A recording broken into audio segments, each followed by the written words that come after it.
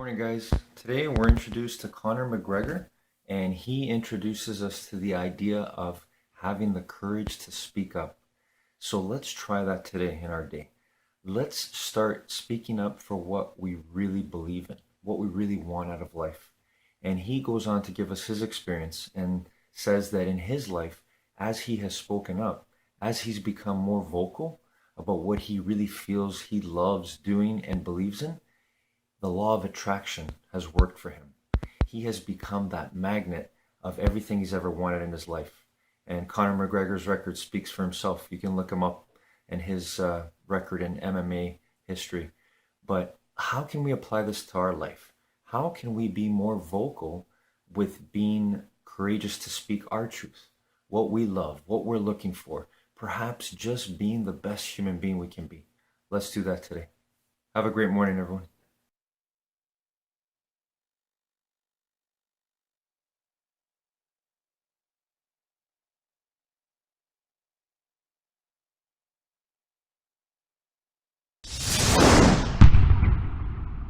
I believe in energy. I believe in inspiration, because inspired, in spirit, the opposite of that is kind of dead, right?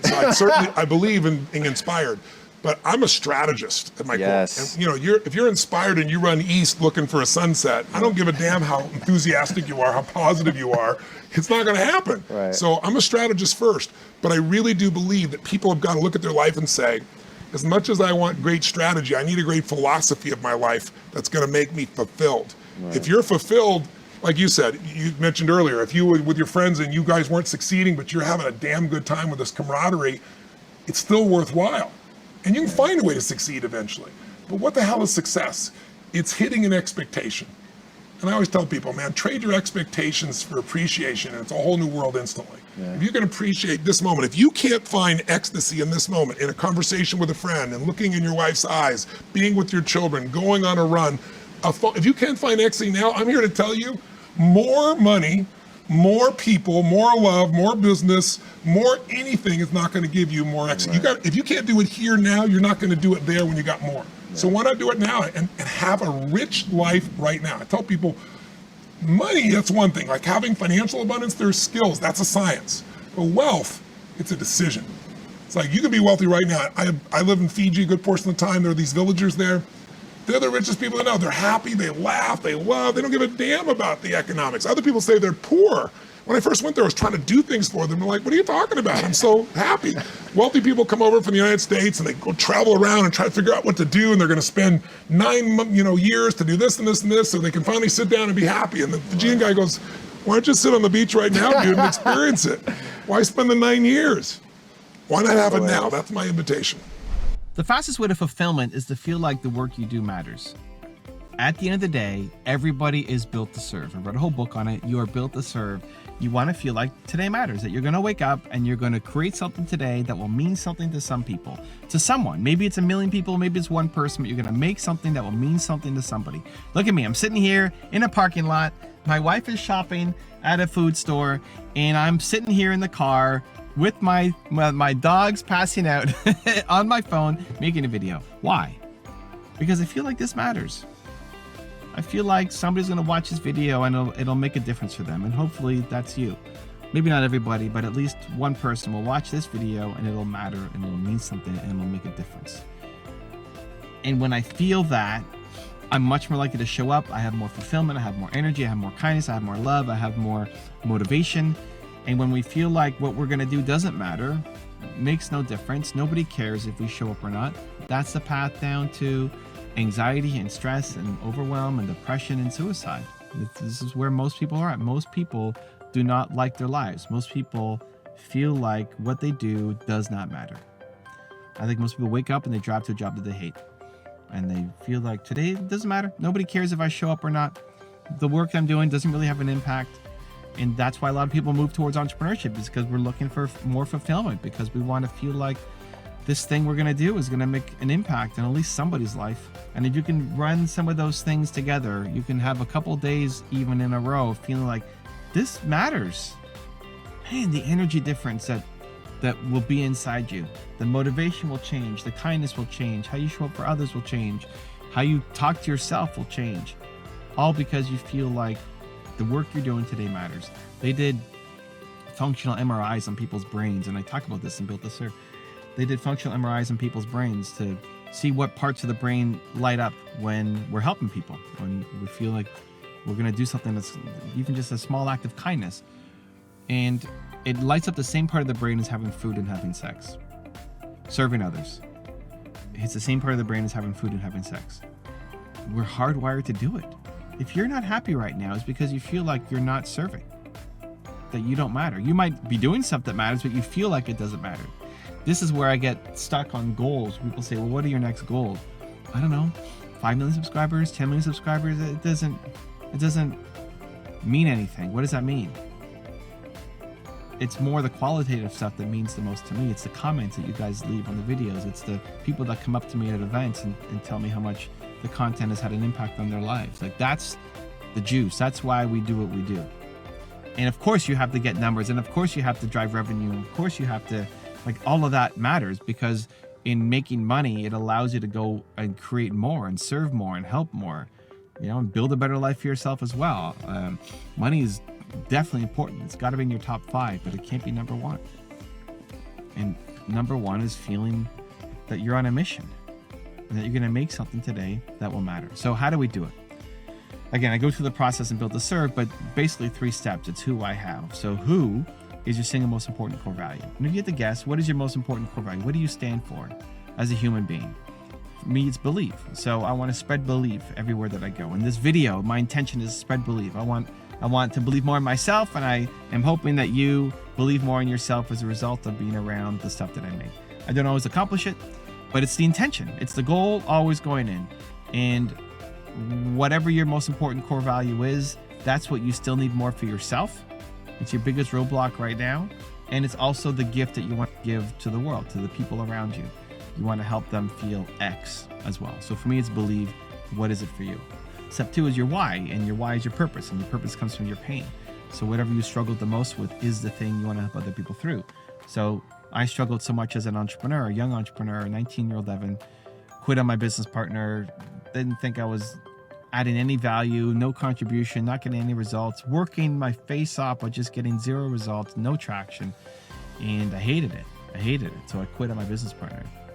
I went back the next day, but that was, man, the worst day of my life.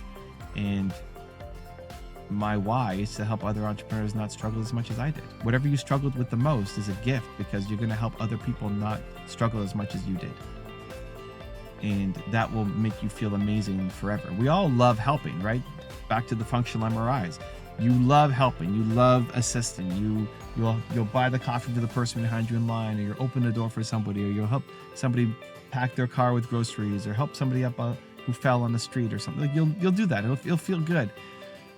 But that's a little momentary thing, versus if you felt like there's somebody who you're helping who is a younger version of you, you see you in that person, and you help them come alive.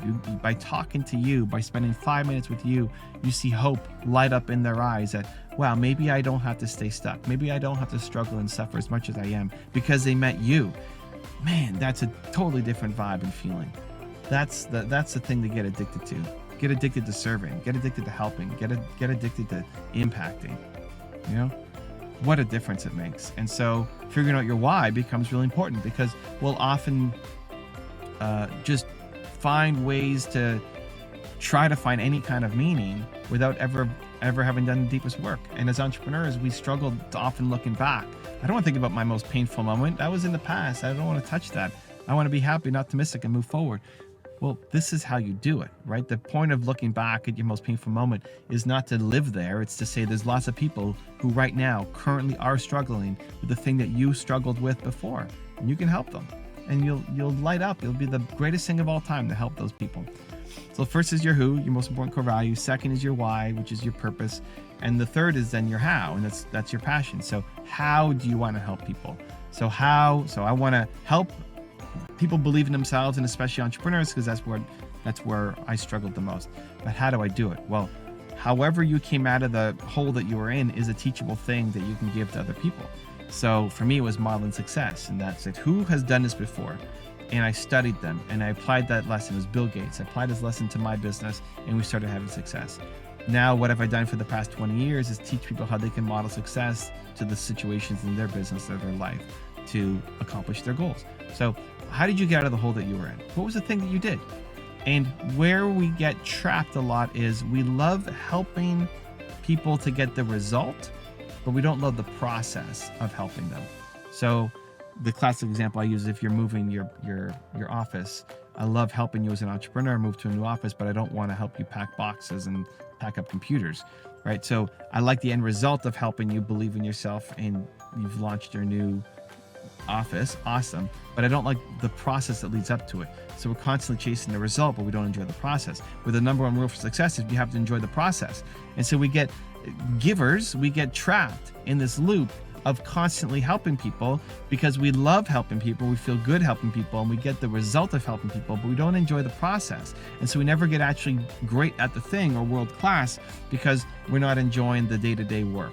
And so that becomes the next challenge is however you got out of the hole that you were in is a teachable thing to others. And we have to enjoy the process of doing it so it doesn't feel like work, right? That whole expression of find what you love and you'll never work a day in your life.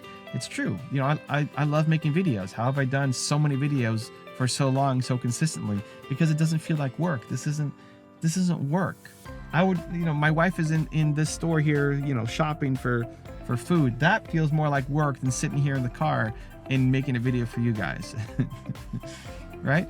And so there's no right or wrong, you know, for my wife, she'd probably rather be in there than making videos.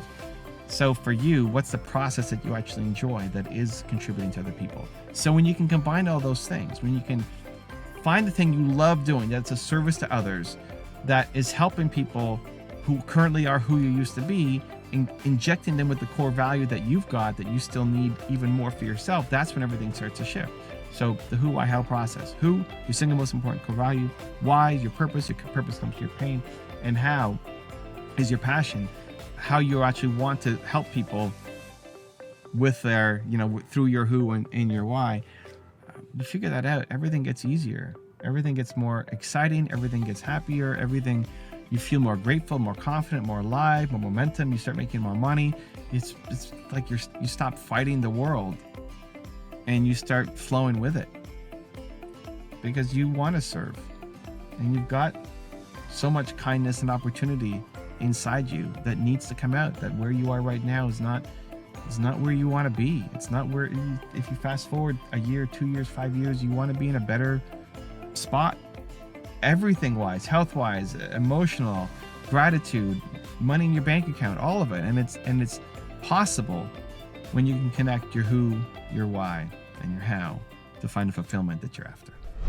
Also, to make sure you're actually taking action after watching the video, I've designed a special free worksheet just for this video. The worksheet will highlight all of the lessons learned in this video, as well as pull out our 3 favorite learnings and quotes that will inspire you to actually do something. The worksheet will also give you space to write down what your key takeaways are and your specific plan of action to make sure you're getting results. If you want the worksheet designed specifically for this video, absolutely for free, there's a link in the description below. Go click on it and start building the momentum in your life and your business. I'll see you there.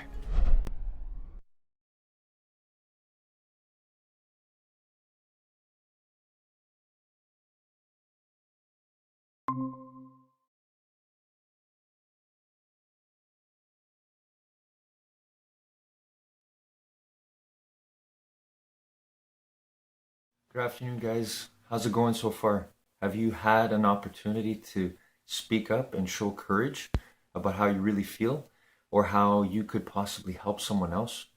If you haven't, the day's not over. You know what I'm going to say. It's believe and determination in yourself.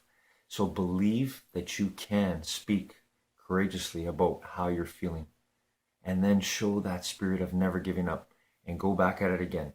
See if you can find that opportunity where you know you could have spoken a truth that would have helped the situation, and maybe go back at it again. If not, think about a future opportunity. Think about how you will feel, how good it will feel when you're able to speak courageously about how you feel. And remember, Everyone deserves the truth of how you feel because that is real. And that's what everybody wants from you, as hard as it may be. Have a great afternoon, everyone.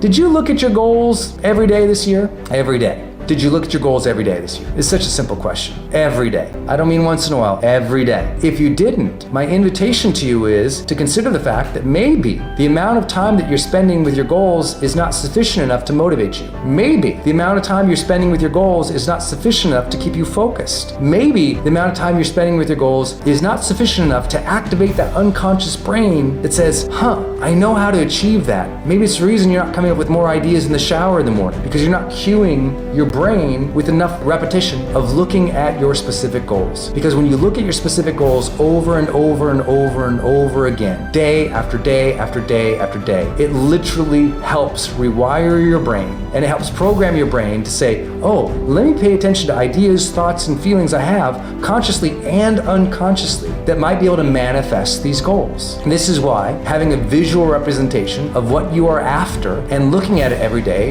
is so critical to all of personal development training of all time. But why is it that so many people still don't do it? They just get caught up. More people look at other people's Instagram every day than they do their own goals. And we wonder why so many people are struggling to achieve things faster. Need motivation? Watch the top 10 of Believe Nation because I love it. Hey, it's Evan Carmichael, and I make these videos because chances are you are the most ambitious person in your circle, but you know you're capable of more, and you get that push by surrounding yourself with the best. So today, let's learn from one of the best, Brendon Burchard, and my take on his top 10 rules for success. Enjoy. Rule number 2, cultivate. When we lack motivation, it is a slippery slope to suffering. So please recognize that you must cultivate more motivation. What else can you do? Well, I'll tell you, it's like ambition, attention to those ambitions, effort towards those things. I think all of that is really, really, really clear.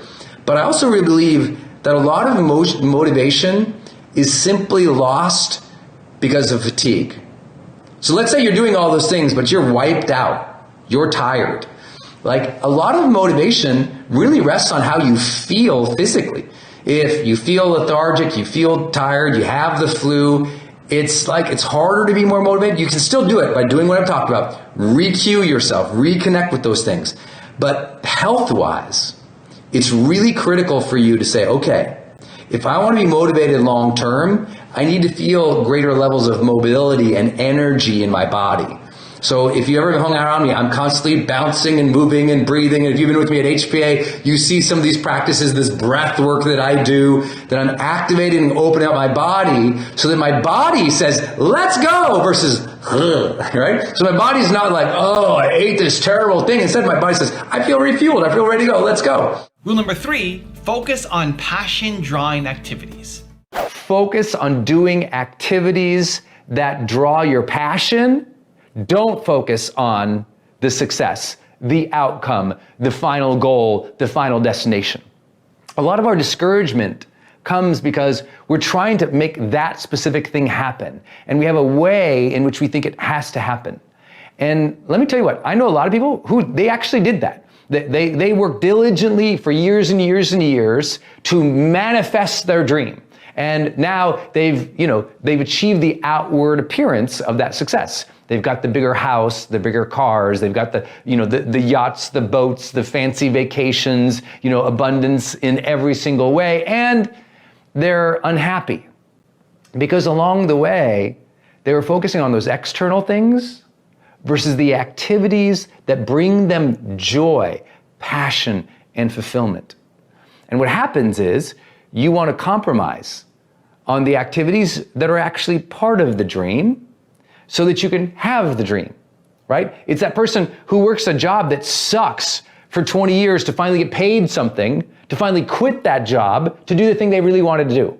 So for 20 years, they did things that they weren't even passionate about, fooling themselves like, well, I just need to save and save and save and finally one day be able to go do my dream. And it doesn't really make any sense.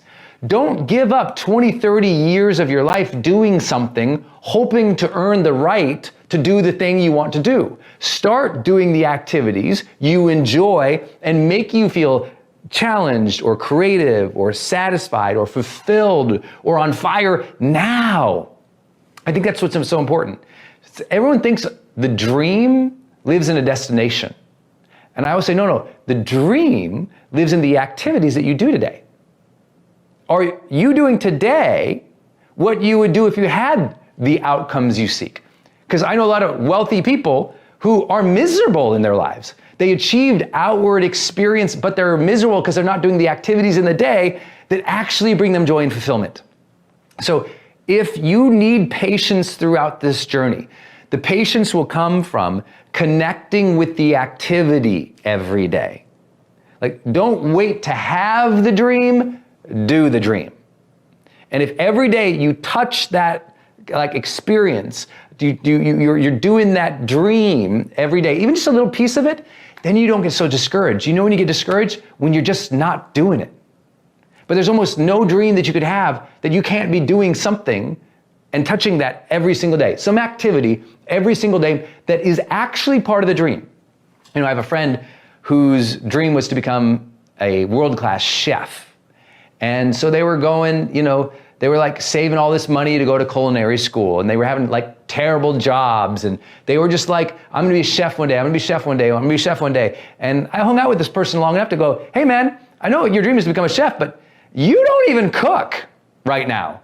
And no, I'm working to save to go to culinary school so one day I can be a chef. I'm no, you can be a chef right now. Cook dinner tonight in an artistic, fun way. Touch the dream now. Rule number 4, look for collaboration. We look for people who have a passion to take initiative, add new value. We look for people who have a spirit of collaboration. You know what the spirit of collaboration always ends up being? It's 2 things. Number 1, spirit of collaboration is enthusiasm. Do they have enthusiasm for the job, for the gig, for what they're doing? Does that enthusiasm show through? I always hire for enthusiasm. But then 2, collaboration requires openness. It requires openness to new ideas, to new people. And that openness, when people have openness, they have a different way of receiving and giving feedback. They're more in the learning mode. And so we're looking for that. My friend Evan Carmichael's book, listen, humans are built to serve. Some people are built to serve the world. Others want to serve the 25 people closest to them. But in either case, humans are built to serve. So if you're not happy right now, it's because you're not serving enough. You got to pick up this book because it's so inspiring to remind you that we're all here to contribute, to make a difference, to make an impact, and this is your field guide for that. Rule number 5, know what you're looking for. You need a 30, 45-minute interview tops. Interviews should be quick because you should know what you're asking for. By the time they get in the door, your HR company, or the staffing company you're working with, they should have already done the preliminary work to see, when they come in the door, they're already qualified. At a technical level or an interest level, they should already, or a project management level, or you see their library of work before, it should be obvious that they could do the job or they have interest in the job. So by the time they get in the room, you're not really qualifying their intelligence or their skill sets or their personalities, because frankly, you could assess all that before they get in. By looking at their resume, by looking at their library of work in the past, by giving personality assessments in advance if you want to do that kind of thing. Some of our companies, we give personality assessment in advance, some of them aren't, we don't. So it's up to you.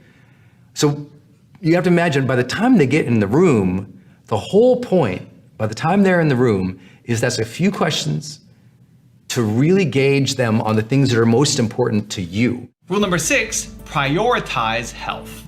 So I manage my sleep, my diet, my health in ways that support my mental clarity and energy. And I know that sometimes people think motivation is just a mental game. I'm yes, but your mind and your body are connected. If your body is lethargic, so is your mind, right? That brain-body connection is real, y'all. And I know you know that. You've been sick, you've been tired, there's other times when you've been out of shape, you feel terrible. So I'm here to encourage you, as I always do. If every single month in High Performance I have to cheer you on to get in better health, to prioritize your health, to sleep good, to eat well, to move, if I have to do that every single month, I will do that. I will be your champion. I will cheer you on. I want you in excellent health this year. So please hear me cheer that on every single month, because I just know I get you in better health. I get you in better mental health. We get you in better mental health. It's easier to sustain that fire and that drive. Rule number 7, master necessary skills. Patience is easier when you are constantly learning mastery. And what I mean by this, if you've heard me teach a lot, I'm often telling people, make sure you know the 5 critical skills that you would need to develop to become world class at whatever you want to do. I mean, to become really good at. What skills would you have to master?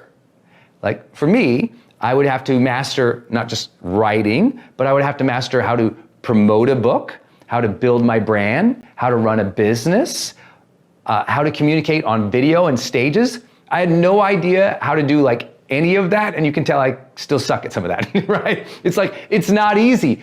But because on the way to become best-selling author, I was always studying how to do all of that stuff. Learning can make you feel more patient, because you're like, learning is giving you progress. Learning is readying yourself for that moment you get the big break. Learning makes patience easier because your mind feels more competent. It's like, you know what? I'm learning here. At least I'm getting some momentum. Maybe, the doors aren't opening. Maybe the bank account isn't filling up. But my mind is getting sharper at this. I'm developing skill. And when you develop skill, your mind says, hey, progress, we're doing okay. When the mind says, hey, progress, we're doing okay, patience is so much easier. It's when you're sitting there, the people used to say twirling your thumbs, now they just say playing video games. It's like when you're sitting there playing video games all day, detached from the dream, not doing activities of the dream, and you're not learning, you really fall into complete detachment from progress. And now it's not even a matter of patience, you just flat out give up. Because the mind needs a sense of growth. Growth is either come from learning or doing. Rule number 8, hire for the heart set. Questions like, what attracted you to wanting to work with us? Like what about our company or this role made you passionate about it? Tell me about a time that you set a difficult goal and you hit it. Tell me about a time that you were on a project or had a goal and it totally failed. How did you handle that? That gets to the points I made earlier. Who do you admire the most and why? I love that question because you'll start to see people's heart come out in an interview. Like, who do you admire? Why do you admire them? But also, who do you want to be a hero to, or who do you want to admire you? Which is a really great question because it gets people really thinking about how they live their life and for whom, and it gets to a more personal level, often in interviews. What do you think would make you successful here? And that kind of checks, have they paid attention to the company? Do they know what they're applying to? Do they know what your culture is like? Have they done their homework? Let's see, have you seen our website or what we do in the marketplace? Do you have any advice that we could already be better? Like where could we improve what we do? What do you know about us? What could we do better? Give us some advice to see if they're actually paying attention. What project would you consider your most significant career accomplishment? I just like to say, what's a project you've done that you're really proud of? That was really the most important thing. And you hear and get to see their passion and their enthusiasm and the sense of fulfillment that they might have. We also like to say, why would you like to be part of this team? Like, what is it about this place? These types of questions, they're not the end-all be-all questions. You could go pick up any book on interviewing at your local bookstore and see, and yes, please go to your local bookstore, and see like hundreds and hundreds of questions. You have to know what are the questions important to you. And that's it. That's it. And if you ask the right questions and you get the right vibe, then it's like, okay, because by the time they come in the door, they can probably do the job. Now in the interview, it's all about those things of, can you see the passion, feel the heart, feel the fulfillment, see that they're a good person, see that they have enthusiasm about it, see that they're ready and they're hungry to do the work, see that they're confident in it. We've done interviews in the past with some of our companies. The persons we interviewed, they didn't really want to be there, or They didn't seem like they would be good fit for a team. They were more of like the individual contributor, and they were smart, but you couldn't see that they would be like willing to work with people. And you're not trying to hire all the same type of person, or same type of skill set, but you are, as a leader, and you should write this down, you're not trying to hire the same person, not trying to hire the same IQ or personality, but you are trying to hire the same kind of heart. You're trying to hire somebody who has enthusiasm for their day, for their work. The kind of heart that wants to do excellent work. The kind of heart that wants to get to work. The kind of heart that cares about other people. So I was saying, when you're building a culture, you're not building a culture based on skill set, you're building a culture based on heart set.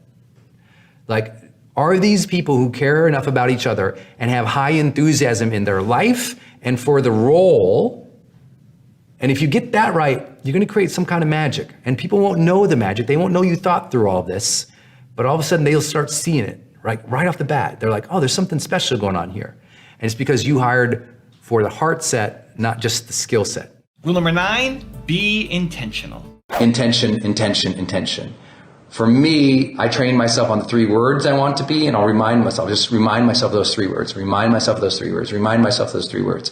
Because it's easy for me to be reactive and be responsive, and instead I want to be intentional. So I know those 3 words that really defined you, and repeat those. Like, oftentimes if you ever see me around and I'm like this, all I'm doing is I'm kind of rocking, I'm breathing in and out deeply, I'm getting attentive to my body and my posture, and I'm repeating my 3 words just to reconnect. Because I do that every day. In the moment of crisis, because see, moments of crisis, it feels like everything's out of control. But what can I control? Breath, body awareness, what I say to myself. Breath, body awareness, what I say to myself. I do that over and over and over again, and it really helps me lock back in. I hope this supports some of you, because emotionally, learning to be centered emotionally will so support you as you go to change your life. And rule number 10, the last one before some very special bonus clips, is reflect on fun times. What is fun for you? Right? I know that's so basic, but can you really think of, if I asked you right now, and be honest, if I asked you, what are the top, 10 most fun times you've had in your life? Do they come easily to you? See, for most people, it doesn't. They're like, well, there was that time that I went on a roller coaster and I jumped out of a plane, or, that time I was at a wedding and I danced like a chicken. Like, they really struggle. And partially what happens for people is they just go through life kind of bumbling and crashing around, and they never have any real reflection on what brought them joy, happiness, engagement, enthusiasm, fun. So what I do is, when I have a fun moment, at that end of the night, I'm a big journaler, as many of you know. I'm always encouraging you, at the end of your day, journal about things that you're grateful for, things that you desire, cool things or inspiring things you saw people say or do. Just journal about your life, about philosophy, whatever it is, but I like to write at night. And I always try to write also a component of, what was fun today? I reflect on what was fun. So for me, I've got so many access points, so many references of what was fun in my life. It's just immediate that I know the things that bring me great joy because I've thought about them. So do you have your fun list? Things that bring you great joy and great fun in your life. And you know what those should be? Your to-do list. Because here's what people do. Their to-do lists every day are tasks, not life. And that's why they're miserable. They've gotten lost into the minutia of what must happen versus who they could be that day. And that's where their life starts to derail, and they lose that charge. It's so magical in life. So what's your fun list? What are those things that you could do that would bring great joy and fun into your life? And do them more often, and automatically you're having more fun. Now I've got some special bonus clips that I think you're going to enjoy. But before that, it's time for the question of the day. I want to know, what was your single biggest takeaway from this video and your plan of action for the next week? When you just watch a video and you get motivated, the science says you have a 35% chance of actually following through. That's not good enough, Believe Nation. We need to take some action. But when you watch a video, you get motivated and you create a specific plan of action, that number jumps from 35% to 91% chance of you following through.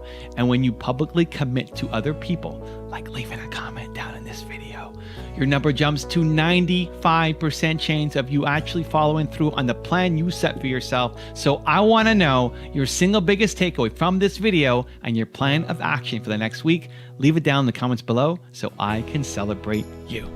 You don't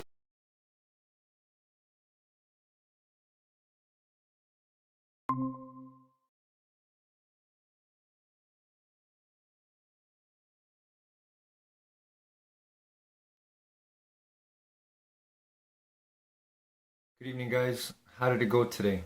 Were you able to have at least one opportunity where you were able to speak up and share what you really love or what you're really passionate about, or how you're really feeling? Well, if you did, great. If you didn't, that's okay too. Just the fact that you are thinking about it and aware of how important it is to speak up courageously is already a step in the right direction. And I just want to share with you in my life how liberating it has been for me to really pursue the things that I love and to be truthful about that with the people around me. It's so important yet so difficult because for many times we fear the consequences.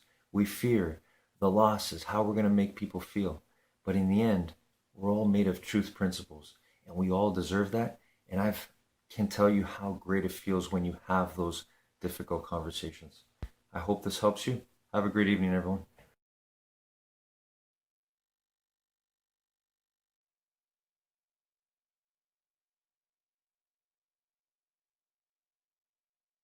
I'm a bright guy who's terribly interested in what he does. I've spent a lifetime surrounding myself with people that bring out the best in me, and you don't need to be a genius in what I do. That's the good thing about it. I am in a game that you probably need 120 points of IQ, but 170 doesn't do any better than 120. It may do worse, probably do worse. You don't really need brains. What do you need? You need the right orientation. 90% of the people that buy stocks don't think of them the right way. They hope it goes up next week. And they think about the market as something they hope goes up. And if it's down, they feel worse. I feel better. And what do you think? I think about what the company's going to be worth 10 or 20 years from now. And I hope it goes down when I buy it because I'll buy more. Need motivation? Watch the top 10 with Believe Nation. Hey, it's Evan Carmichael, and I make these videos because you are probably the most ambitious person in your circle, but you know you're capable of more, and you get that push by surrounding yourself with the best. So today, let's learn from one of the best, Warren Buffett, and my take on his top 10 rules of success. Enjoy. Rule number 2, find your interests in life. Is business school worth it? Depends on the person, and much more than it depends on the school. I mean, I wouldn't worry. Some people are going to get a lot out of advanced education, and some people are going to get very little. And I don't even think it's important that every person go to college at all. I mean, we have all kinds of jobs at 70 or so thousand a year, 80,000 a year that college training is not of use. And I actually was not keen on going to college myself. Yeah, my dad kind of jollied me into it. He could get me to do anything, but if they'd had an SAT test in those days, he would have taken the test for me. But I knew I could have a good time, and I liked investing, and I didn't really feel I could read the books. You know, it's a big commitment to take 4 years, and the cost involved, and maybe the loans involved, and everything. And I think, depending on what your interests are in life, I don't think it's for everybody. I think it's for a lot of people, but there ought to be a reason you're going. And I didn't really see much reason. Rule number 3, analyze your competition. You have a competitive spirit, clearly. Yeah. Clearly. Well, but you got to be careful about what you compete in. You know, it's a good thing I don't have a competitive spirit in chess or or football or anything like that. No, I'm an observer there. I enjoy watching things like that. But I try to keep my competitive spirit in a game where I can win. Do you have a killer instinct? Nah, not exactly. I wouldn't call it a killer instinct, but I do know this. When I want to do something, I always want to do it big. What does that I mean? put my whole net worth in City Service Preferred, $120. $114.75. And I put my whole net worth in, and I've never, since that day, and March 11th, 1942, I have never had less than 80% of my money in American business. You can call them stocks. Or equities. But I see them as American business. I've owned a piece of American business for at least 80% at all times. And, I don't want to own anything else. I want to own a home and things my family wants and all that. But owning 5 homes doesn't mean anything to me because I can be happy in one home, and there's a certain amount of things that go wrong with everything. And if I got 2 homes, I know I've got more problems and I don't have more happiness. What brings you the happiness? I would have to be honestly say that what makes me happiest is what I'm doing. I Allocating I capital. enjoy 2 things about it. One, I know I'll win over time. That doesn't mean I'll beat everybody else or anything like that. But I'm in a game that's very, very, very easy if you have the right lessons in your mind about what you're buying. I'm not buying stocks. I'm buying pieces of overwhelmingly American business. And I'm happy when that's when I'm doing it. I'm happy when stocks are going down. I'm happier when stocks are going down because I can buy more of them with the same amount of money. I'd be happy if I was a farmer. I'd want farmland to go down so I could buy more acreage. If I was, it just makes sense. Rule number 4, stay in your circle of competence. How come you haven't bought Amazon? Is there still time to buy? Would you still buy it? Oh, I always admired Jeff. I met him 20 years ago or so, and I thought he was something special, but I didn't realize you could go from books to what's happened there. No, he had a vision and executed it in an incredible way, something that it would not have, but there's a lot of games I miss. I would have missed Microsoft even if I got into no bill earlier or something. Those just aren't my games. I don't worry about the things that I miss that are outside my circle of competence of evaluating. I have missed things that were within my circle, and that's a terrible mistake. Those are my biggest mistakes. You haven't seen them. But it's not a mistake because I miss Netscape or something like that at all. I would say that maybe 5% of the companies or 10% of the companies at most are within an area of my circle of competence. There's something I should be able to understand. Also, to make sure you're actually taking action after watching this video, I've designed a special free worksheet just for this video. The worksheet will highlight all of the lessons learned in this video, as well as pull out our 3 favorite learnings and quotes that will inspire you to actually do something. The worksheet will also give you space to write down what your key takeaways are and your specific plan of action to make sure you're getting results. If you want the worksheet designed specifically for this video, absolutely for free, there's a link in the description below. Go click on it and start building the momentum in your life and your business. I'll see you there. Rule number 5, know who you are.